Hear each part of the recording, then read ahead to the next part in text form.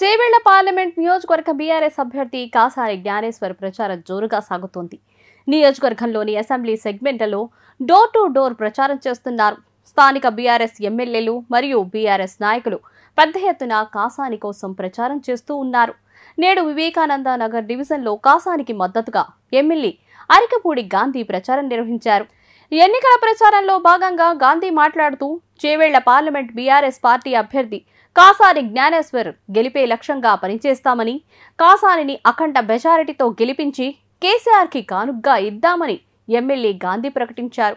తెలంగాణ రాష్ట్రం ఏర్పడిన నాటి నుంచి చేవెళ్ల పార్లమెంటు స్థానంలో బీఆర్ఎస్ పార్టీ గెలుస్తూ వస్తోందని, ఈసారి కూడా పార్టీ అభ్యర్థిని గెలిపించి హ్యాట్రిక్ కొట్టబోతున్నామని అన్నారు.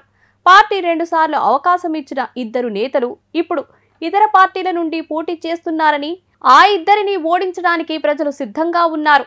కాంగ్రెస్ పార్టీ అధికారంలోకి వచ్చిన 3 నెలల్లోనే ప్రజల నుండి వ్యతిరేకత ఎదుర్కొంటోందని, కేసీఆర్ని ప్రజలు ఇప్పుడు గుర్తు చేసుకుంటున్నారని ఎమ్మెల్యే గాంధీ పేర్కొన్నారు. పార్లమెంటు ఎన్నికల్లో బీఆర్ఎస్ పార్టీ విజయమే లక్ష్యంగా ముందుకు వెళ్తున్నామని, బీఆర్ఎస్ ప్రభుత్వం హయాంలో చేసిన అభివృద్ధి సంక్షేమ పథకాలను ప్రజలకు వివరించి ఓట్లు అడుగుతున్నట్లుగా ఎమ్మెల్యే గాంధీ తెలిపారు.